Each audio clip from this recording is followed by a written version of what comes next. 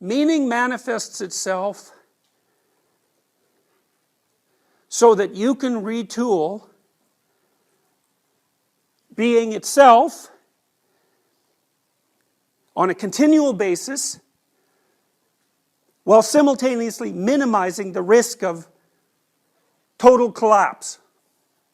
And morality then becomes the act of paying sufficient attention and reacting sufficiently so that that corrective process occurs. Now,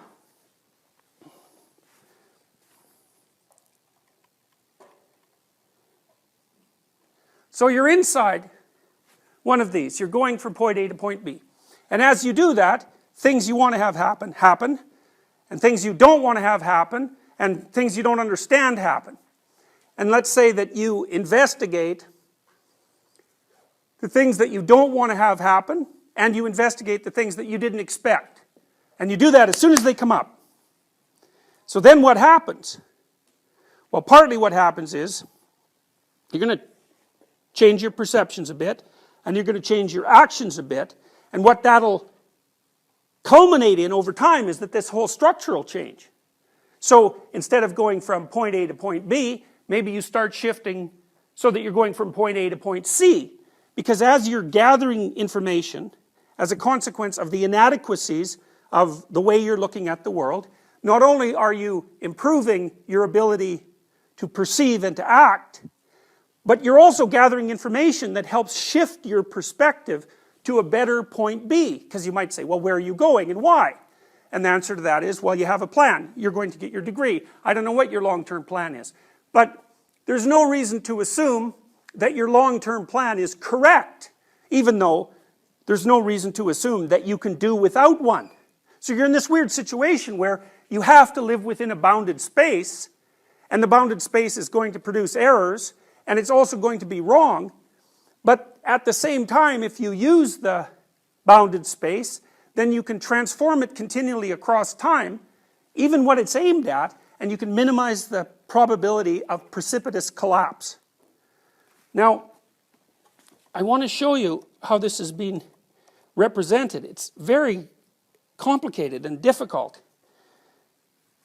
So, on the right, you see the Harry Potter snitch thing, right?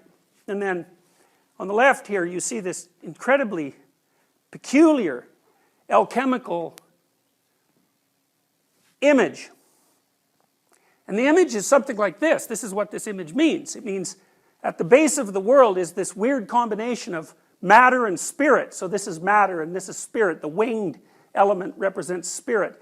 And then out of that comes something that's like primordial and reptilian.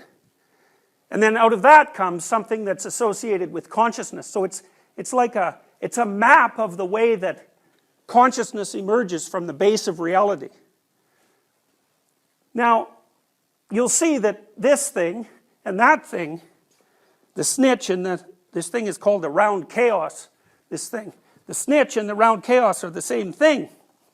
Now in Harry Potter, when he plays Quidditch, remember Piaget had such an emphasis on games, right? Piaget believed that games were the sub-elements of human culture. And Quidditch is this weird two-level game, where on one level it's sort of like soccer or basketball, and then on another level you have two players that are seekers, and what they seek is this snitch. And the snitch is this thing that captures your attention. That's why it's golden and winged, and it moves around very fast.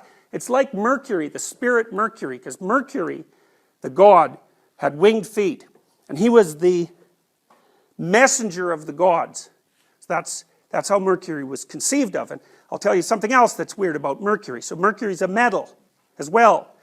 And if you mix Mercury with sand, and the sand has gold in it, then the mercury will pick up the sand, and then, or the gold. And then you can heat up the mercury and all that's left is gold. So Mercury will lead you to where the gold is. And the spirit Mercurius, the mercurial spirit, was the messenger of the gods. And if you paid attention to Mercury, the god, then you'd gather the gold. But it wasn't the gold of fools, it was the gold that made your life valuable. And that's the same thing that's played out in this weird Quidditch game. the two best players, the fastest, the ones that are most awake, aren't playing the normal game. They're playing a superordinate game. And the superordinate game is pay attention. Pay attention. And if you pay attention, then you'll get the thing that's most valuable. You win the game, but there's more than that, because in the Harry Potter series, for example, there was a piece of soul in that. And that's related to the idea that if you pay attention to what interests you, what manifests itself as meaningful, not only do you build the world out of that, because you're differentiating something that's undifferentiated into something that's comprehensible and usable, but at the same time you're doing the same thing to yourself.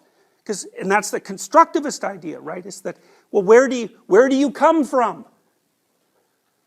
Well, you come from exploration and the generation of information and exploration. What should you explore? Well, the things that shine forth to you. That's the phenomenological idea. And the existential idea is, if you refuse to explore the things that shine forth for you, that capture your interest and your attention, then that will lessen you as a being. It'll make you weaker and progressively weaker, because not only do you remain unformed, but the ratio of chaos to world in your domain of being becomes too intolerable, too much chaos, not enough order, not enough of you. Then the whole thing is unstable. Then you've only got two options. One is that you lose belief in being itself, and that's like a nihilistic reaction. Another is you turn to some sort of totalitarian or ideological solution that fills in for where you're not. And that's an abdication of your individual responsibility. And the consequence of turning to totalitarian ideologies like that is that they stagnate and become brittle, because there's no transformation in them anymore, because all of the people inside of them have decided that transformation is unnecessary. And so they become increasingly outdated and corrupt, and then that's the first step on the way to having everything fall apart in the most horrible possible way. And that plays out at the state level just like it plays out at the individual level.